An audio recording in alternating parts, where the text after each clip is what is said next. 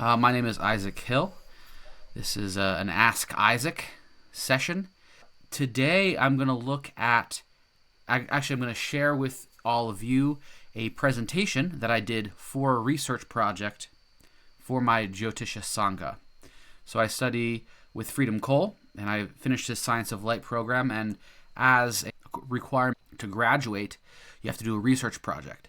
So I did a research project on Enlightenment experiences. I looked at several cases of people who have had Enlightenment experiences, both people who are still living and people from the past. And I looked at their charts, did a research project, I looked at the commonalities in all of them, and I found some interesting things. And so that's the point of this presentation, to share with all of you what I found. So this is not a comprehensive research project. I have 14 people in my study group, 5 past masters, and 9 people who are living. And most of those people I have either met in person or have interacted with in some form, and I believe that they actually are enlightened. And we'll get into what that means in a second. This is going to be an overview of the whole project, and I'm going to go through some of what I found, some of the commonalities, and some of the planetary combinations and so on that I looked for, and things I found and things I didn't find. And then I'm going to look at some of these cases up close and do some brief analyses of their charts, but they're not going to be like in-depth analyses. So if you want that, let me know in the comments what you'd like me to dive more in depth into, because I can do a video just on Ramana Maharshi, for instance, or something like that, where I can go into just one of these techniques, because I'm using a lot of different techniques, and I'm using a lot of kind of more high-level Jyotish techniques. So if you're confused at all, or if things don't make sense, just post a comment and I'll try to clarify. And I'll make some more videos in the future. So let me know what you'd like me to talk about in the future too. Okay, so this is a research project on Enlightenment experiences. And just a little bit about my Jyotish training. This is Param Guruji Sanjay Roth, and this is Freedom Cole. I'm directly under Freedom Cole and under Sanjay Roth. So Sanjay Roth is Freedom's teacher. And everything that I know about Jyotish is thanks to my teacher, Freedom Cole, and his teacher, Pandit Sanjay Roth. And of course, all the mistakes in here are my own. And here is a very important statement from Adi Shankara. Brahman, the existential substratum, is the only truth. The world is an illusion, and there is ultimately no difference between Brahman and the individual self. So Brahman and Atman are one. And here's a quote from Richard Rose, who is my spiritual teacher's spiritual teacher. And he says that the highest form of spiritual work is the realization of the essence of man, the final definition of man, and with this definition, the definition of all things, and a realization of the nature, absolute, or God behind all things. And he's pointing to that same thing, that the Atman and the Brahman are one. The essence of the individual self is the same as the essence of the absolute. And you can directly experience that. And that is enlightenment. In my definition of enlightenment is the direct experience of that, the becoming conscious of the source of awareness. And I don't claim to be enlightened, by the way. But I've met many people who do, and who I believe to be enlightened, who actually have experienced this for themselves. And this is my best guess at Richard Rose's birth time. So I don't have his exact birth time. I've contacted his widow, and I was not able to find like a birth certificate with an exact birth time. But this is what I am guessing based on what I know about him and on his birth date. And there are several things that stand out about this chart. The sun rising chart in Pisces. This shows somebody who started their own spiritual tradition, which he did. Richard Rose was born in 1917, and he had a life of very intense spiritual seeking and struggle to find answers to the meaning of life and what the essence, like what he was and what is the point of life, and all these big questions. And he had a realization experience at age 30. And then he spent a lot of his time focused on building community with other spiritual seekers and trying to help other spiritual seekers out. And so we can see that by the Lord of the Ascendant, Jupiter, going into the second house of community. And this is another thing that I've seen a lot in these case studies, that there's usually a combination, a connection between the Sun, Jupiter, the Ascendant, and usually the Atmakaraka, or the Ascendant Lord. Some kind of connection there. So we have the Sun in the Ascendant. We have the Lord of the Ascendant being Jupiter. So that's pretty clear. And we also see the Moon going to the 9th house.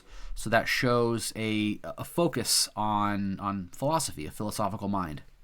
There are some other things we can see here too. And then in the D9 chart, we see skills from here. This is a 9th divisional chart.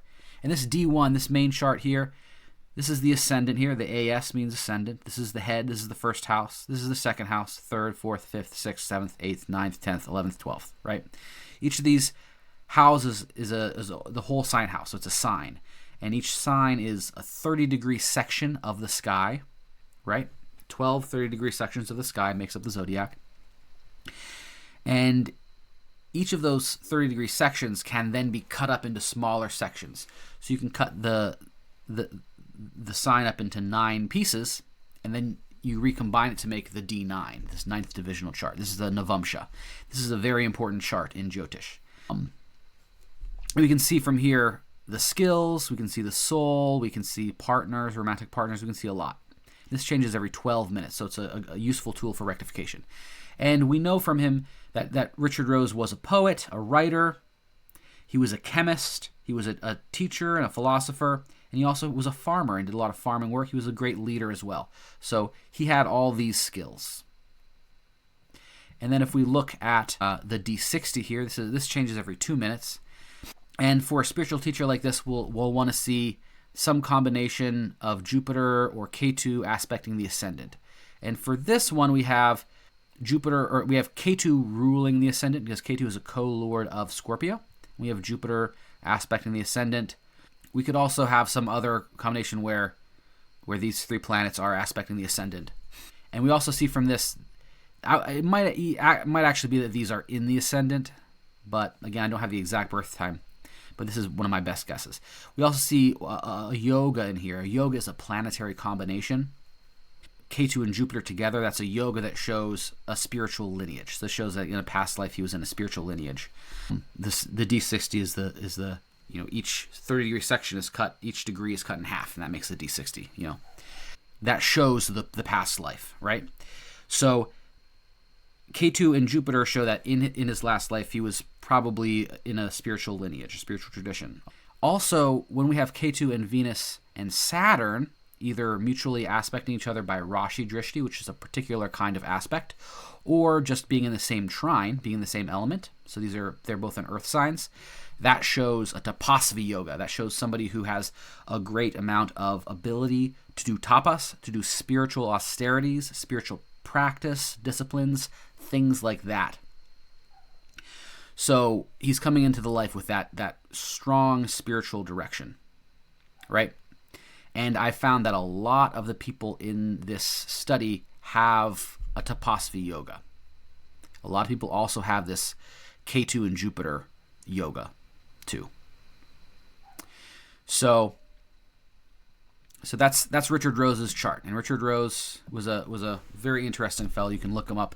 He founded the TAT Foundation in the 70s, and I'm a member of that. I've met a lot of the people in this study either through that or I've met people who then told me about this person. So it's this group of spiritual seekers and finders, and you can find that at tatfoundation.org.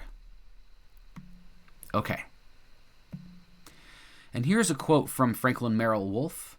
And so for Franklin Merrell-Wolff, I do have his birth time, and we're going to look at that in this presentation. But here's a quote from him. I saw at once that if such knowledge were an actuality, it was of far greater importance than even the greatest intellectual achievement within the limits of the subject-object field. I resolved to make the search and to pay what price might be demanded.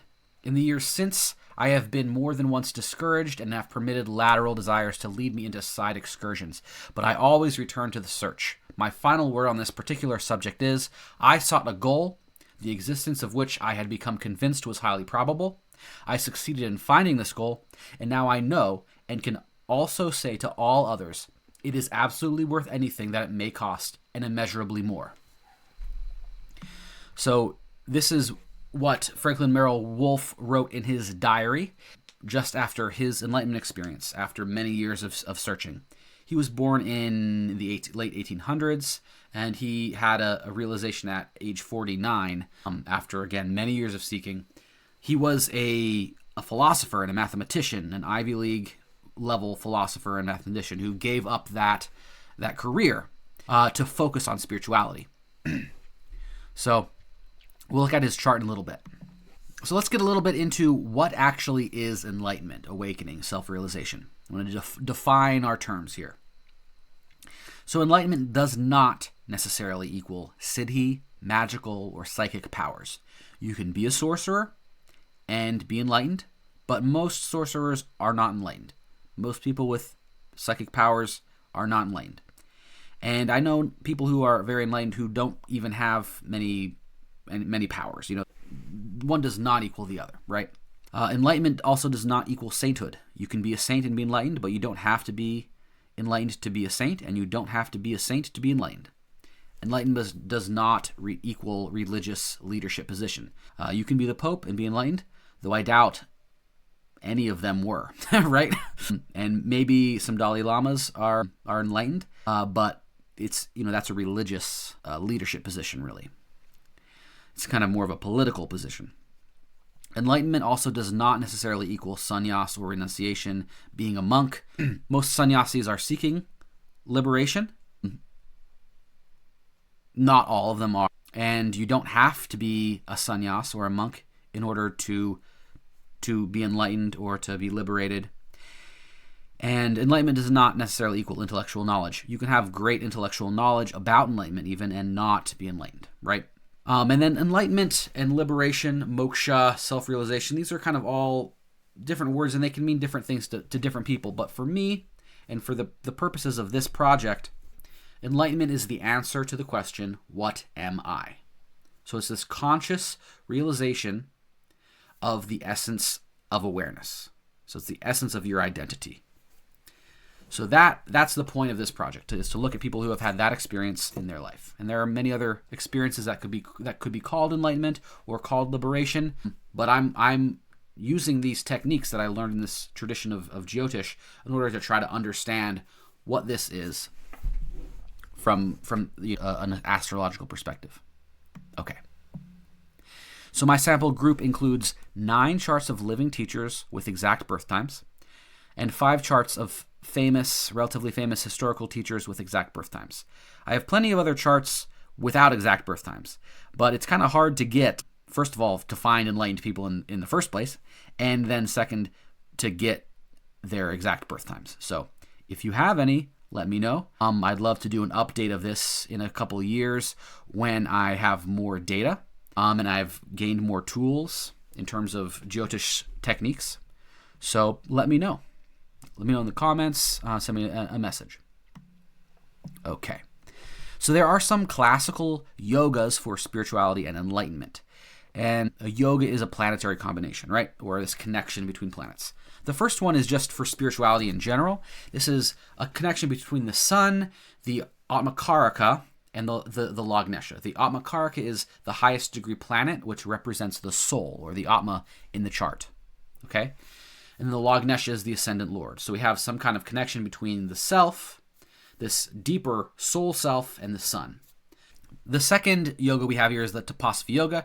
This is that yoga, this combination that shows the ability for spiritual discipline, for spiritual practice.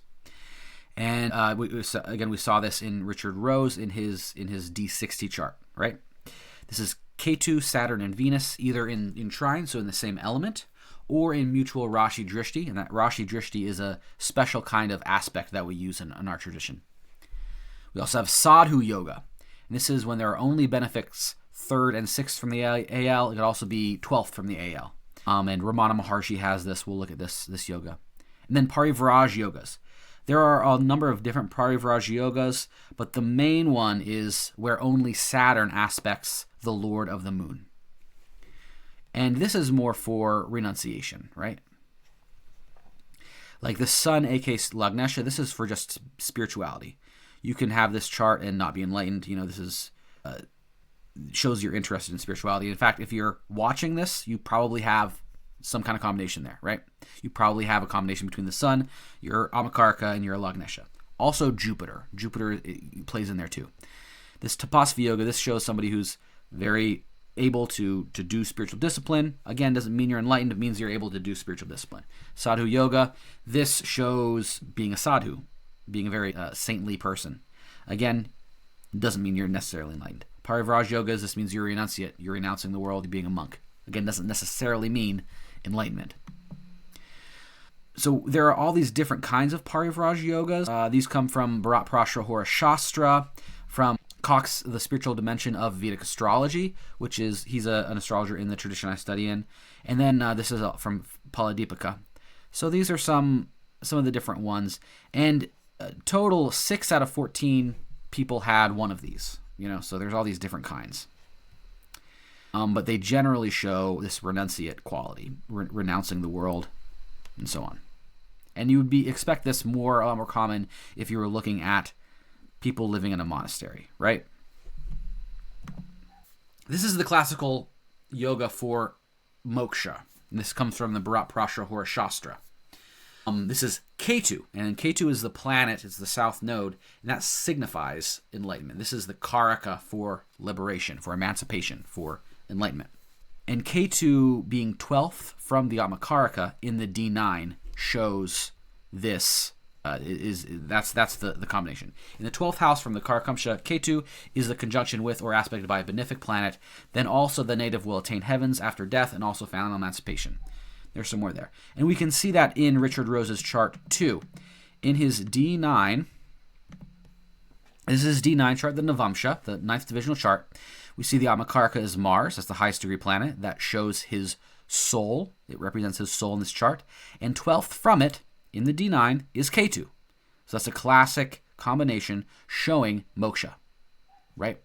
And this isn't going to change. In even if I don't have his exact birth time, he's still going to have that. So everybody born on this day before the moon overtakes Mars, when the moon gets to 28 degrees, that the moon will then be the Amakaraka.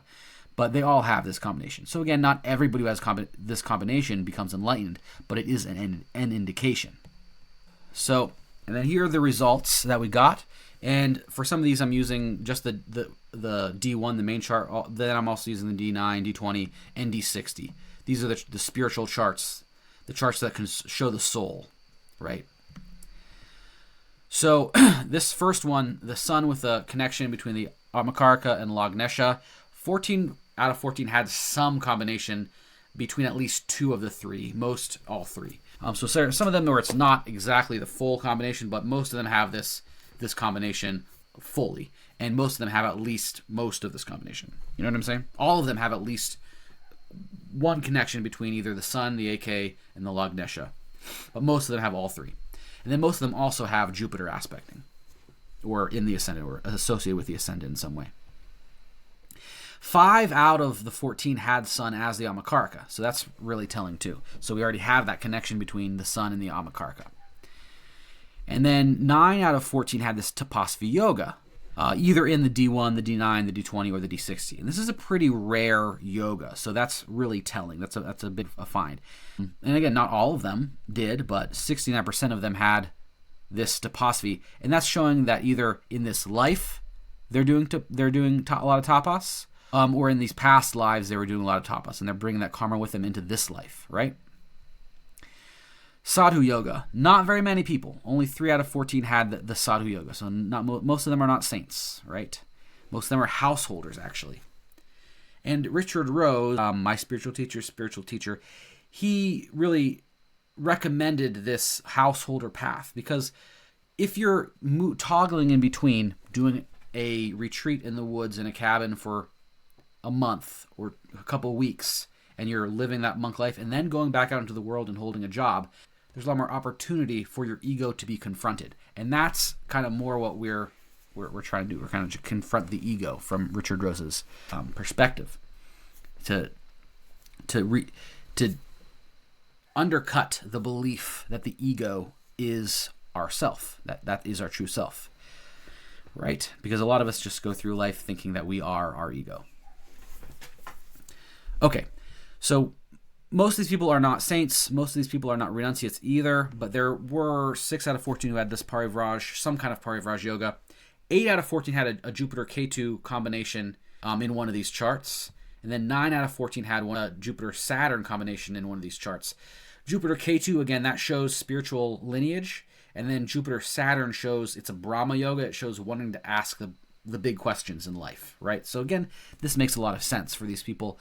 A lot of them are asking these big questions, and a lot of them are involved in a spiritual lineage or have been in a past life. And then as far as Ketu associated with the 12th from the Makaraka in the D9, 7 out of 14, half of them had Ketu as that Ishtadevata. And Ishtadevata in our tradition, that's the planet that's either in the 12th from the Karakamsha, or it's the planet that rules that house or has some combination with it, some association with it. So that's what I found. I also found that 10 out of 14 had Jupiter either in the ascendant, aspecting the ascendant, or the ascendant lord. And that makes a lot of sense because Jupiter is a very spiritual planet. And the ones that didn't had Ketu in the ascendant. And Ketu is this Karaka of renunciation, of enlightenment, of liberation. So that makes a lot of sense too. 8 out of 14 also had 3 or more planets associated with the D1 12th house, showing a strong emphasis and energy for meditation, for solitary retreats, for being alone, and for the spirituality, that moksha. 7 out of 14 had dual signs rising, 6 out of 14 had movable signs rising, and only 1 had a fixed sign rising. And Freedom told me that this is probably because dual signs like to share what they've learned, and fixed signs don't really necessarily like to share what they've learned. And it's telling that the only fixed sign that did was a Leo, because Leos are a lot more extroverted than, say, a Scorpio. Okay, so I also looked at timing, and this was very important because I wanted to see when they actually had this realization experience, when they actually had this enlightenment experience, what was going on, what prompted it, what precipitated it. And I found that for most of them, there were intense, difficult transits happening, right? That makes a lot of sense. There was a lot of difficulty, and this is showing that enlightenment is not necessarily fun. Also, we looked at Dasha. I looked at Dasha, and there were some things that stuck out. I used Vimshottari, Mula, and some other specialized Dashas, and we'll look at that when we look at the result, the actual charts. One thing that I didn't find as common as I thought I might is that the sun was only enshrined to the A8, or the stronger between the A8 and the opposite of the A8, 7/16 of the time, so 43%, which is definitely higher than 25%, but it wasn't as reliable of a timing technique as I've heard it might be, because this is one thing you hear, is that the sun being enshrined to the A8 will precipitate, will show a spiritual transformative event happening. So it definitely it's a little bit more than average, but it's not that reliable. But that is there, and then also the sun being in moksha trines. That the moksha trines are the 4th, 12th, and 8th house. Those are the trines associated with liberation. That was 56%. That's definitely more than average. And then this is one thing that I found that I didn't necessarily expect to find, but I think makes a lot of sense. What I found is that Maraka planets were being activated, and Marakas are planets that signify death, right? It's a planet that either rules the 2nd house or the 7th house, and generally is a malefic planet. So I found like Mars being activated when it was ruling the 2nd house and the 7th house. So that Maraka, that death energy, was being activated. And this makes a lot of sense when you remember the quote, enlightenment means to die before you die. It's this ego death experience. And for instance, Ramana Maharshi, like he experienced this dying and what is beyond death, wanting to know what is beyond death. That is the doorway to enlightenment. So one thing that we can take away from this is that enlightenment experiences often come at difficult times in your life. That's when the doorway is open, when there's really difficult things happening. And it's probably not very fun. I wouldn't know, but this is another thing that I've heard from many people is that, the spiritual experience is not necessarily a fun thing, especially not for the ego. Okay, so here's our first chart. This is Franklin Merrell-Wolff. He had that beautiful quote at the beginning. So Franklin Merrell-Wolff was a philosopher and a mathematician, and then a spiritual seeker, a spiritual teacher. And we see that he's from California. He lived to be a very old age. He had a long life. And we see this Jupiter in the ascendant. That Jupiter alone in the ascendant shows somebody who's bringing wisdom and knowledge from a past life into this life. And also Jupiter in the ascendant shows a teacher, right? Jupiter also in this chart is the lord of the third and the sixth. So that's a Dhimanta yoga, which shows somebody with a very powerful mind, very intelligent, able to dig deep. We see the moon going to the sixth house, able to find problems. He's very critical mind. We see Venus as the lord of the ascendant, aspecting the ascendant by Rashi Drishti, and in the sun's sign. She's in Leo. And the sun is the Atmakaraka. Right? So again, we have this combination between the sun, the Atmakaraka, the ascendant, and Jupiter. So Jupiter's in the ascendant lord is in the Atmakaraka's sign, and the Atmakaraka is the sun. So, and let's look at this a little bit. So, so we have Jupiter in the ascendant. We also have a Sadhu yoga from Venus and Jupiter being third and sixth from the Aruda Lagna. And actually, Jupiter is not sixth from the Aruda Lagna, he's fifth. But we don't have any planets sixth. So we only have benefics third and sixth from the Aruda Lagna. So that's Venus there. That's a Sadhu yoga. And so there's a little bit about his chart. Here's the timing. So he had his spiritual realization in August of 1936 after many years of seeking. For Vimshottari, his Venus Mercury was being activated. Venus is the Lagnesha and lord of the 8th house. So the 8th house is the house of spiritual transformation. And Mercury is lord of the 12th and 9th. So that's another important thing here too. The 12th is the house of moksha. And the 9th is the house of philosophy, dharma, spiritual practice, spiritual teaching. So those are being activated in this Vimshottari. And then with A.K. Kendrati, it's Mars Jupiter. Mars is in the 9th with the Atmakaraka, and Jupiter is in the 1st. So again, this is triggering that Atmakaraka, triggering the 1st house. And then with Mula Dasha, and Mula Dasha is a dasha that shows it shows when afflictions are being activated in the chart. So it's when you see malefic planets, they're being activated as a malefic planet. And we have Rahu Mars, so that's 2 malefic planets. Rahu is very malefic here, and Mars is not only malefic, but he is the lord of the 2nd and the 7th house. So that makes him a Maraka. So again, it's that death energy. So this death energy is being activated. With Narayana Dasha, which is a sign-based dasha, we have Taurus Aries, and that makes a lot of sense because we have this 8th house being activated. And then the Aries has, with the Narayana Dasha, we look at trines. So this 8th house, the A8 is being activated because this Aries, this fire trine is being activated. And again, with this Drag Dasha, that Taurus Leo. And then by transit, Saturn is opposite the ascendant. The eclipses are happening over the sun. Saturn is aspecting the ascendant lord, Venus. Mars is aspecting the ascendant. Rahu is aspecting the ascendant lord.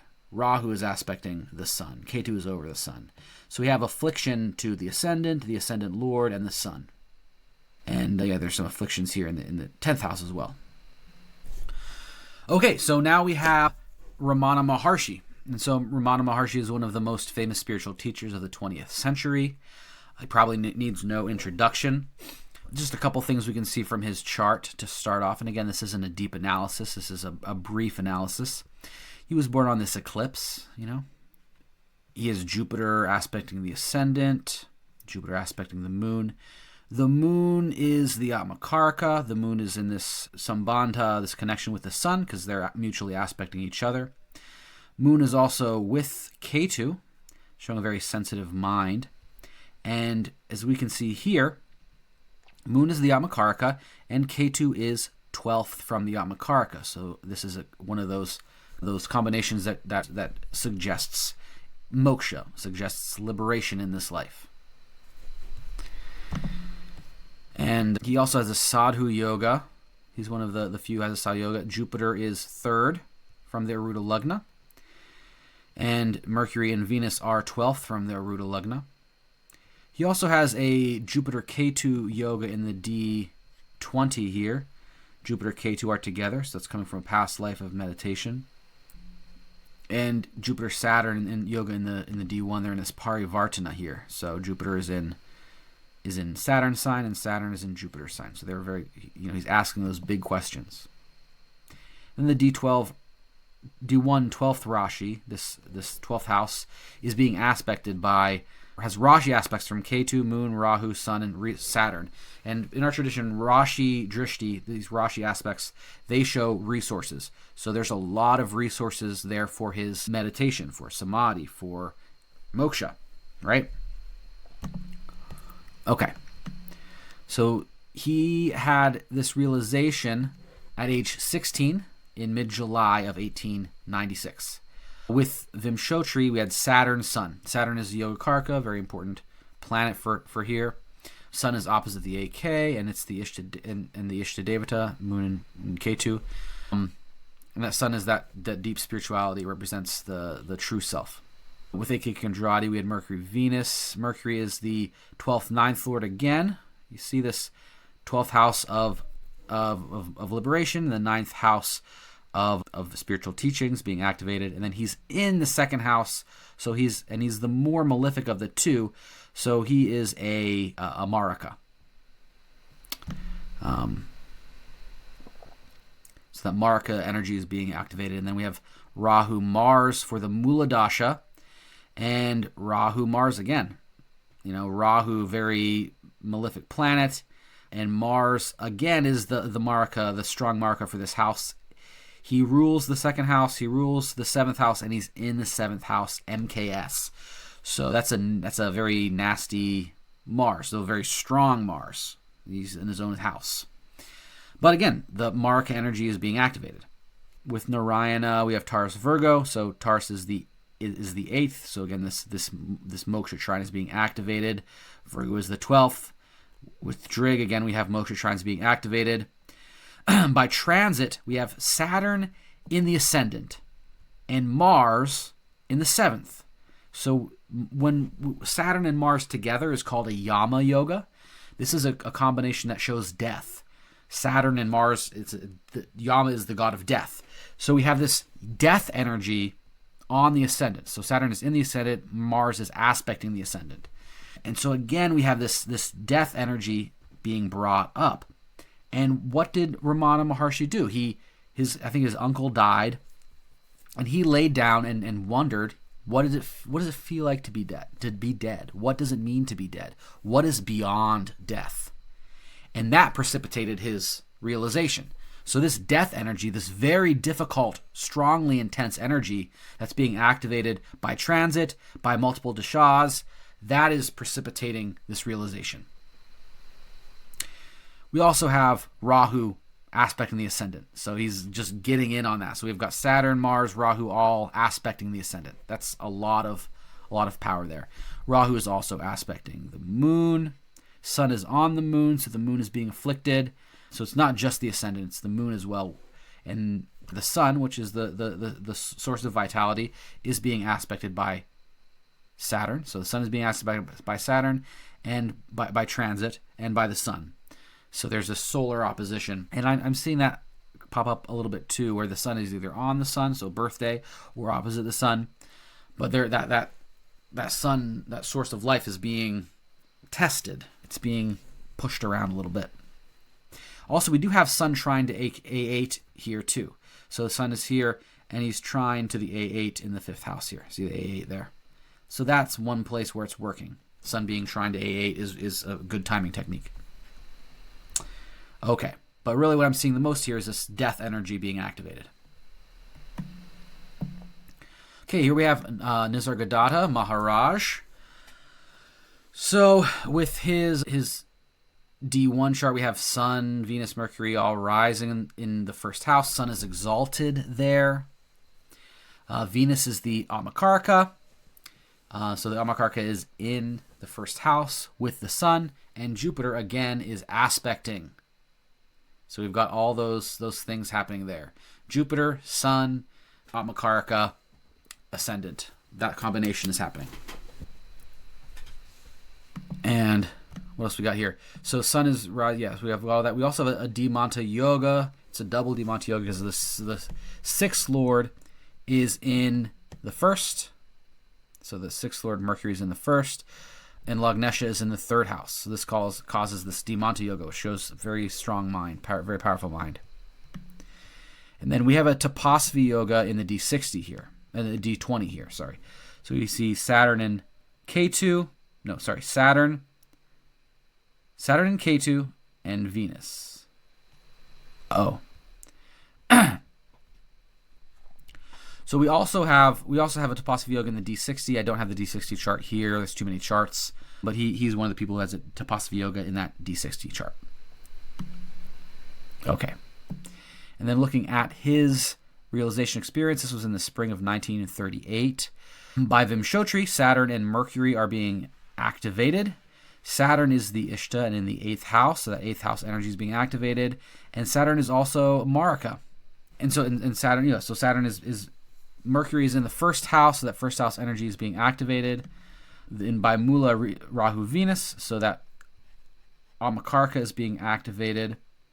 Rahu is being activated. For Narayana, it's Virgo, Capricorn, so it's the 6th and the 10th. So the A8 is being activated.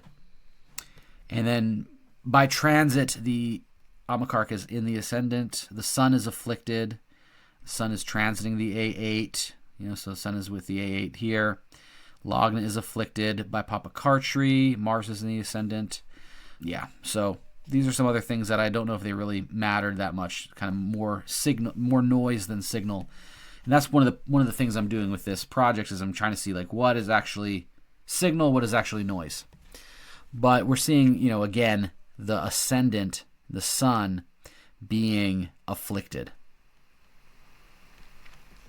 And that 12th house being activated. And the 8th house being activated. And the Amakarka being activated, etc. Okay, so here we have Jiddu Krishnamurti. He's one of the only ones who didn't have Jupiter associated with the ascendant. But he has most of the other things here. He's got a Siddhi Yoga, the Ascendant Lord going to the 10th house. He has got Sun as Amakarka, exalted in the D1. And then in the D9 here, he's got Ketu with Venus, 12th from the Sun. So he's got that combination for moksha. He also got Jupiter, Saturn together right here. That's showing that these deep questions of what is the meaning of life. We can also see here Ketu and Venus are together there. They're 12th from the AK, right? And then Jupiter and Saturn together. They are aspecting each other mutually by Rashi Drishti. So this is a Tapasvi Yoga as well. So he's got that. Okay, so he had a realization on August of 1922. But by Vimshottari, we have Sun Rahu. Sun is the Amakarka, and then Rahu is the Maraka. Again, We got Rahu in the second house, so that's a malefic Rahu being a Maraka. And this, so again, we've got a Maraka being activated, and again, we've got the Amakarka being activated. So again, I'm seeing that happening again. Mars, Sun for AK Kendrati. So Mars is the Amatyakarka, and Sun is the AK. So that AK is being activated. Again, we have other things being, 12th house being activated in these different dashas. We have the 12th house being activated in these dashas, etc. By transit, the Sun is trine to the A8, so that's one of the cases where that's working. The Lagnatia is afflicted here. Saturn by Papa Kartri. So again, we've got a lot of those same things happening. We've got UG Krishnamurti here. UG Krishnamurti is maybe a little more controversial, but you look at his chart and you can tell that he was a very sincere seeker. He really wanted to know these things, and he did a lot of work towards realization in his life. He's got Jupiter and Sun in the first house here. And this is actually one of those cases from the Paladipika where we have late degrees of the ascendant rising, and then a benefic in the ascendant, and then Jupiter in Kendra. So we've got Jupiter rising and late degrees of a sign. So that's one indication for realization. But then again, we have Sun as the Amakarka in the first house with Jupiter. So again, all those Sun, Amakarka, Lagna combined in some way. That's the spiritual yoga. And then 12th from the Amakarka, which is exalted in the D9, we have Rahu in Pisces. So Ketu is aspecting that Rahu, and Ketu is Pisces is the Mula Trikona of Ketu. So we actually do have Ketu being associated with the 12th from the Amakarka in the D9 here. We also have a yoga here in the D20. This is a spiritual divisional chart. Venus and Jupiter together, mutually aspecting Rahu and Ketu and Saturn here. So again, we have another Tapasvi yoga. We've got a bunch of these yogas being activated here, right? Okay. Oh, he also has a Mercury 5th from Karakamsha in a fixed sign, which is something I didn't see very much of, only in this chart. But that is another combination. So Mercury is 5th from the AK and the D9, and he's in a fixed sign. So here is the calamity. So he calls it a calamity that happened, which was his enlightenment experience. This happened on his birthday, July 9th, 1967. And by Vimshottari, we have Venus Sun. Venus is the lord of the 12th, and she's in the 12th with Ketu in the D1. Sun is the Amakarka. So we have the 12th house being activated. We have the Amakarka being activated in the ascendant. The AK Kendrati was also Venus Sun. And then for Mula, we have Rahu, Mercury. Again, the Mahadasha is malefic, this malefic Rahu. And then Mercury is in the Maraka house. So again, we've got the Maraka being triggered. And then we've got some of these other... In this Kakdrig Dasha seems to be working better than the Jehora. I find there's two different calculations for Drig Dasha, which shows initiations and spiritual experiences. I haven't found it super helpful in this project, but sometimes this calculation works better, and sometimes this calculation works better. And then in this chart, Sun is trine to the A8, right, by transit. Sun is going over the Sun. Yeah.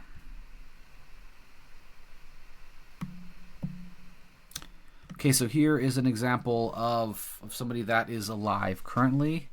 And I'm going to kind of just blow through the rest of these examples, just kind of show a few things.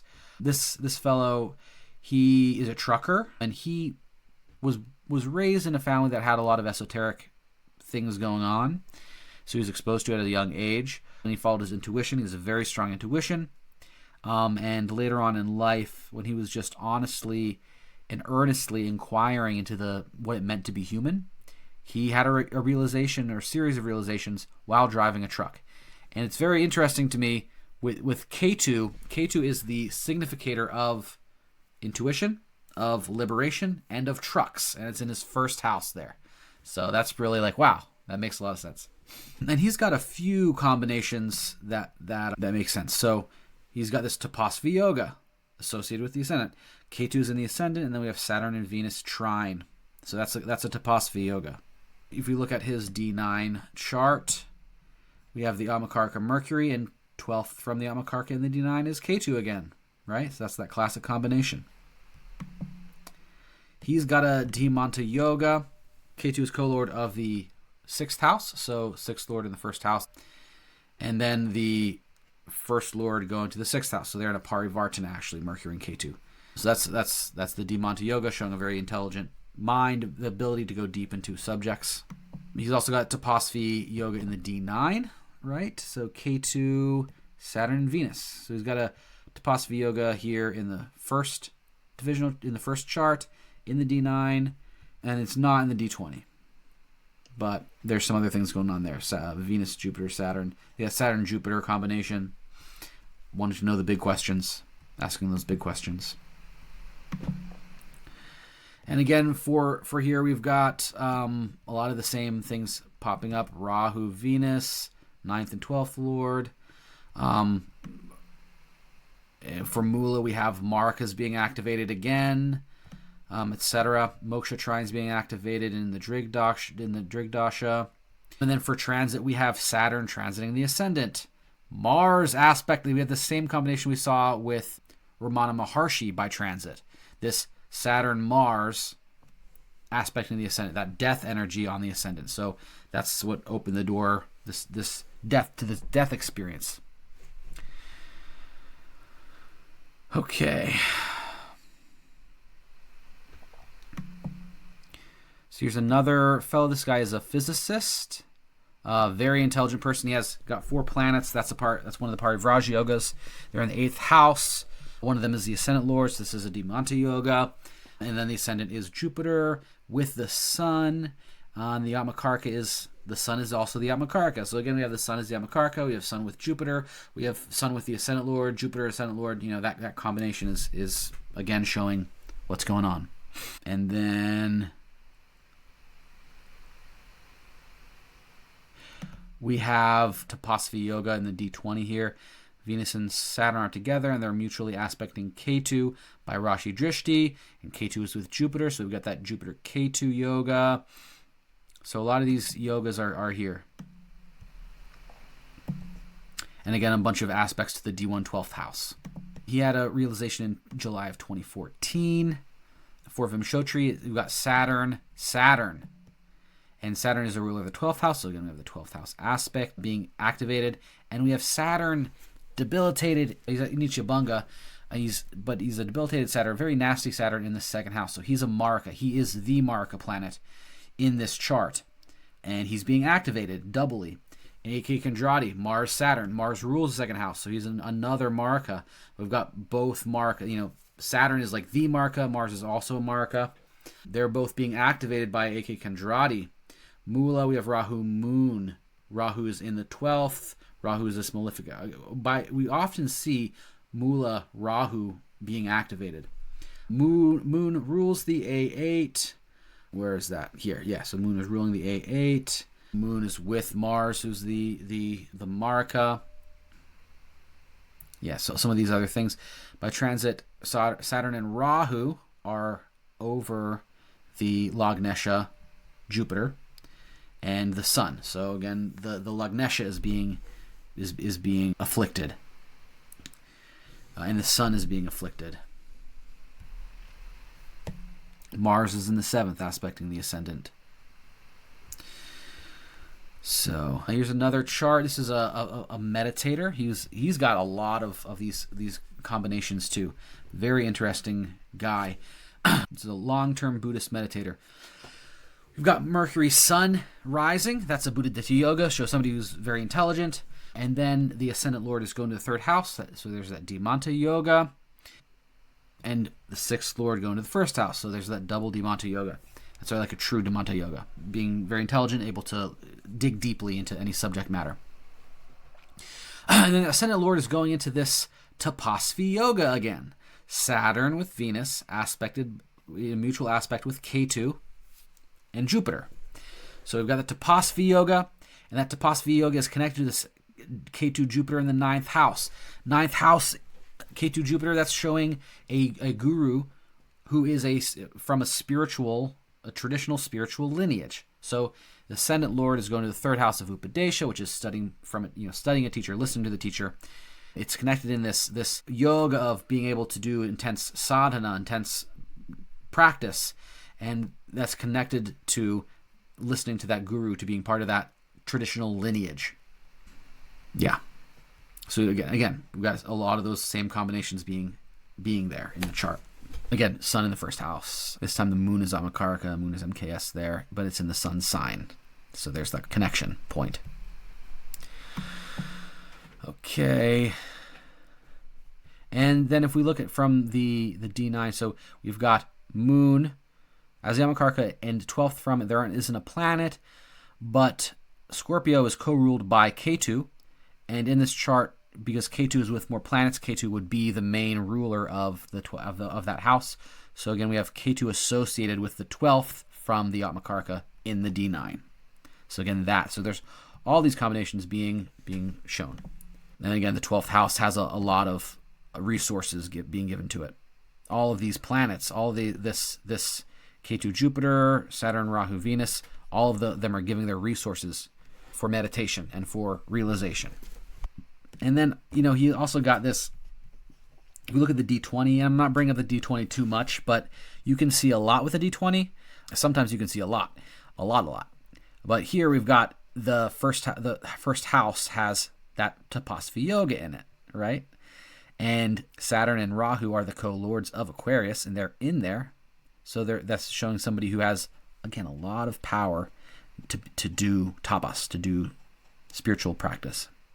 And that is the way for them to be liberated.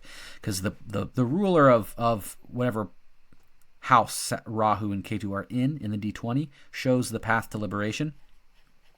And they're in the first house, and both of the rulers are there, Rahu and Saturn. So it's showing this tapas is the way for him to be liberated.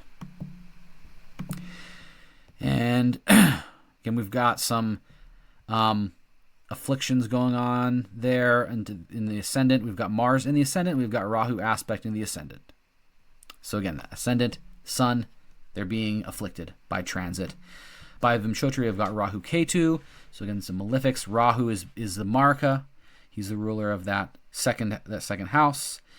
And Ketu is activating that guru in the ninth house.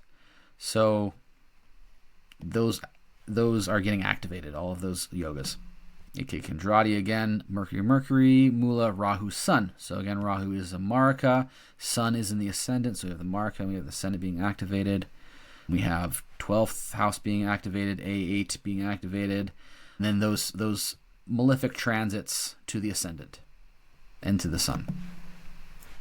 Okay, here's another person. He's got Ketu rising again. He's got a Tapasvi Yoga in the D20. He's got a Dimanta Yoga, Parivraj from Moon's ruler, Jupiter, with Rashi Drishti only from Saturn. It shows a Vedantian aesthetic. Yeah, and then he's got, some of these same things happening here. Again, I'm just going to kind of blow through these.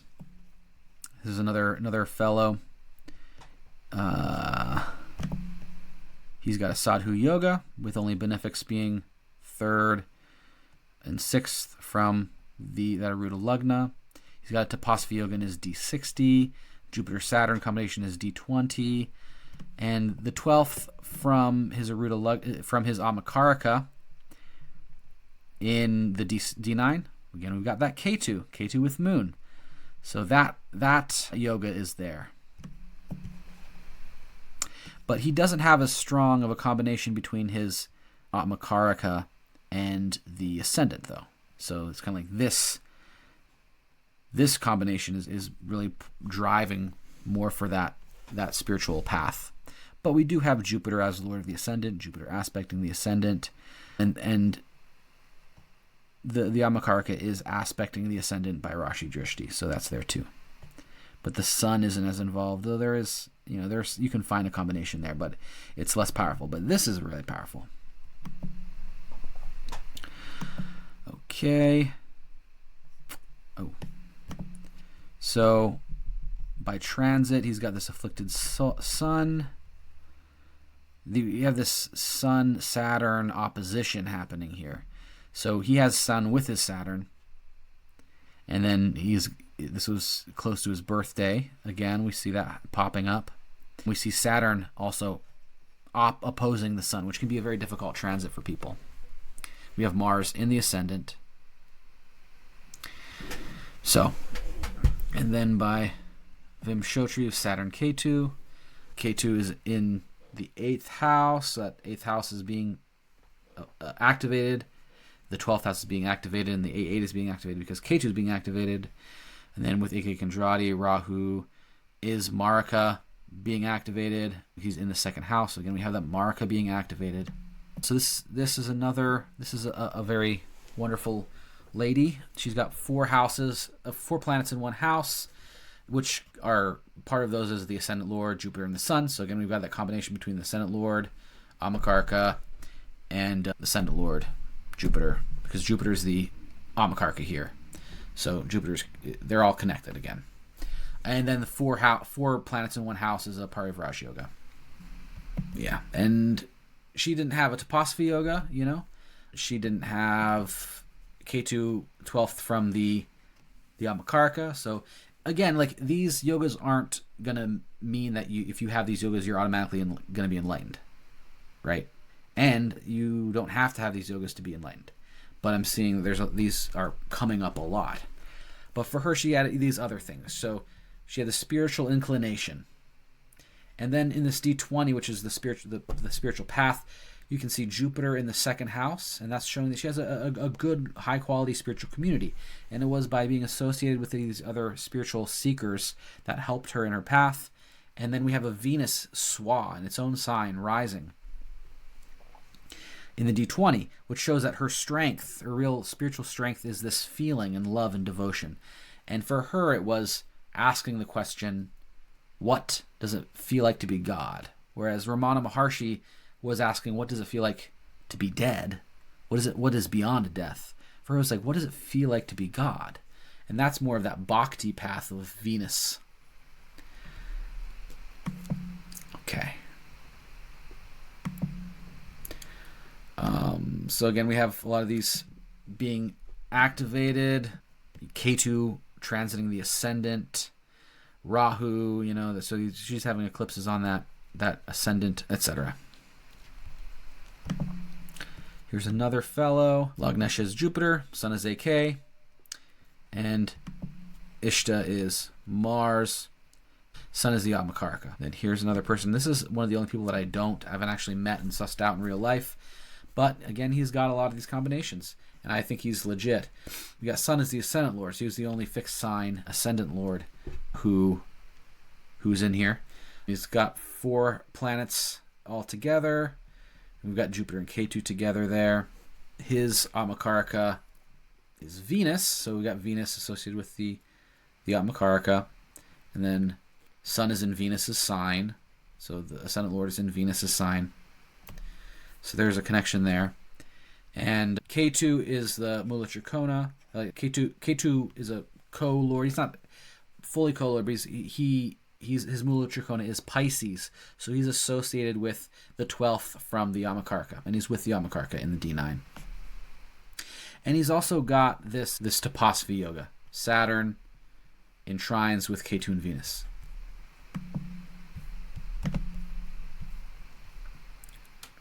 He also has that Siddha Yoga from the first Lord going to the 10th house. So by transit, again, he's got the eclipses happening over his ascendant. And he has a lot of these other things being activated. And here's the last one. We'll close with this. This is the last person, and he's got a Hamsa Mahapurusha, Jupiter in the 1st house. Jupiter, Ketu, by Parivartana. So as we can take Ketu as a lord, co-lord of of Pisces, and then Jupiter is the lord of the 10th house, so they're kind of in this combination. We have Parivraj Yoga from Mars, and we've got Tapasvi Yoga in the D60. So that's the main presentation. If you want to know more, if you have any questions, just make a comment below and I'll try to answer those questions. The takeaways from this are that, enlightenment is not necessarily an easy thing. It's something that can be very difficult. And this Tapasvi Yoga is very prominent. So like doing a lot of discipline, but it's not necessary. It's like none of these yogas are necessary. There's not one thing that shows enlightenment. There's all these things that can show it. And it's like when they overlap, that's when it's more likely. And again, I'm still scratching the surface. I only have 14 people in this group. So as I get more people, more charts, more data, then I'll have a better picture. But this is where I'm at right now with this project, and I hope that it was helpful or enlightening for you in some way. Okay, well, I hope you subscribe, like, comment, all those things as well, and you can email me the link below if you'd like a reading as well. Okay, thank you. Namaskar.